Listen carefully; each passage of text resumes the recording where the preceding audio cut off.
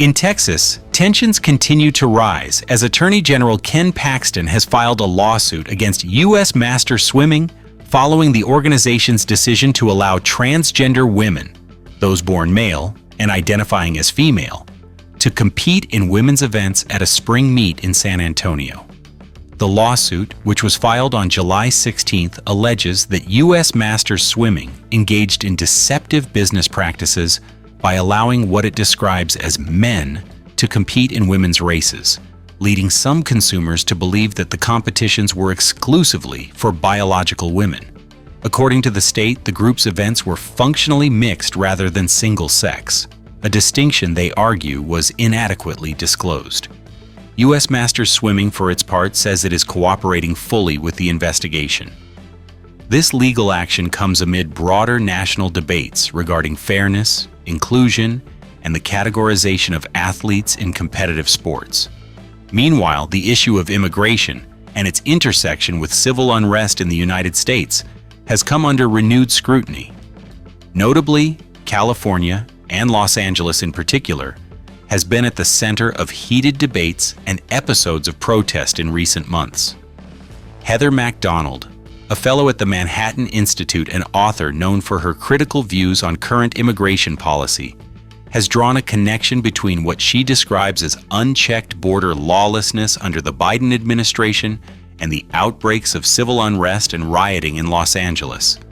She argues that when laws are perceived to be flouted in one area, for example at the border, it creates a climate where protesters and activists feel emboldened to act out similarly on the streets.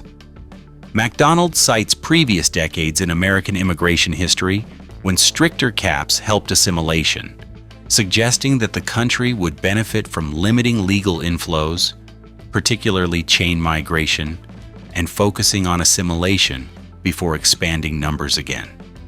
She calls for reforms, including possible exceptions for high-skilled workers, but stresses that more temporary worker programs shouldn't overshadow the need for overall restriction. MacDonald's perspective comes as the Trump administration, back in office, signals a tougher stance on immigration enforcement.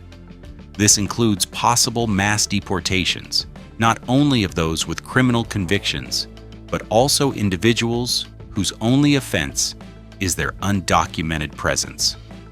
She acknowledges, however, that there may be limits to what the American public will support in terms of aggressive enforcement.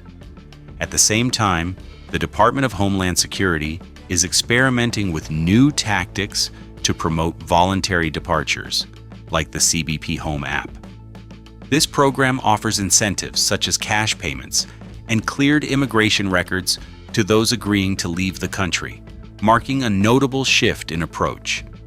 Concurrently, Democratic leaders, including Los Angeles Mayor Karen Bass, have pushed back against federal immigration sweeps, characterizing them as disruptive and asserting the city's commitment to supporting immigrant communities regardless of federal policy changes.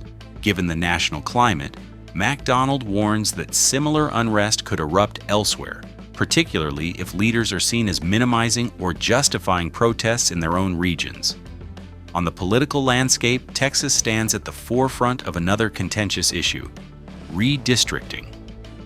Governor Greg Abbott has convened a special session of the state legislature beginning July 21st, calling lawmakers to address the state's congressional map. As Texas faces constitutional scrutiny from the U.S. Department of Justice over its current districts, the governor has signaled the need to create a map more competitive for the GOP while also addressing flood preparedness and other infrastructure concerns.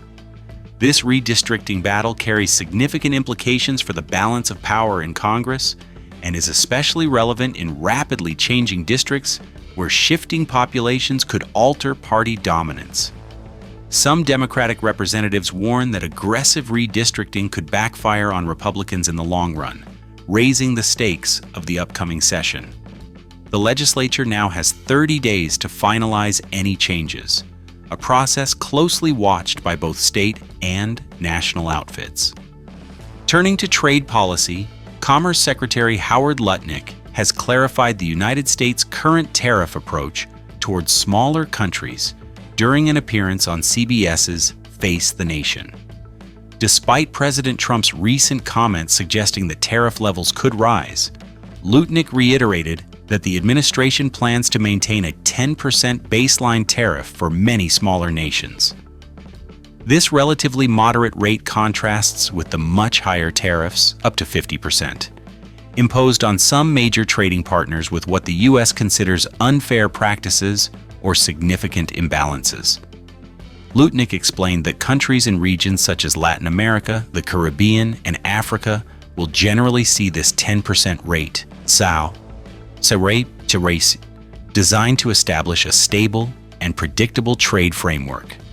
The approach reflects the administration's broader emphasis on pairing stronger protectionism with the goal of bringing more industries and jobs back to America, while ensuring that smaller economies are not choked off from accessing the U.S. market.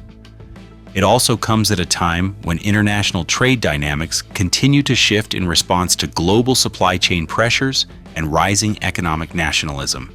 Immigration policy and crime intersected in a tragic incident in New York City last Saturday, when an off-duty Customs and Border Protection officer was shot in the face during a robbery attempt.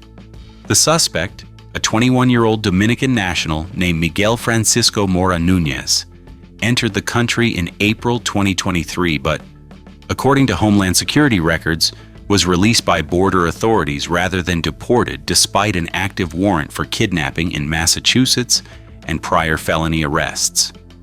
President Trump responded forcefully, blaming his predecessor Joe Biden for what he called a policy of releasing criminals into the country, and using the incident as evidence of the dangers of what he characterizes as open border policies. Mayor Eric Adams of New York confirmed that Nunez had multiple prior arrests, including for assault and violating an order of protection, and said additional charges would be forthcoming. During the altercation, the officer managed to defend himself, and both he and Nunes were shot. Both survived, with the officer expected to make a recovery.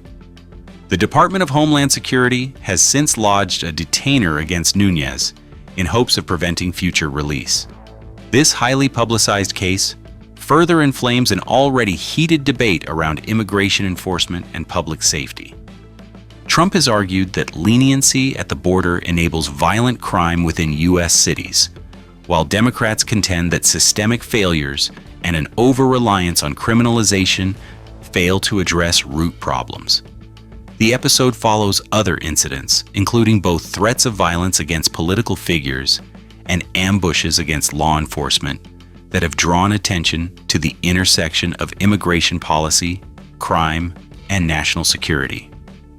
As these events unfold, the political, legal, and social implications of immigration policies, crime, congressional redistricting, and inclusion in sports continue to stir debate and draw national and local attention across the United States.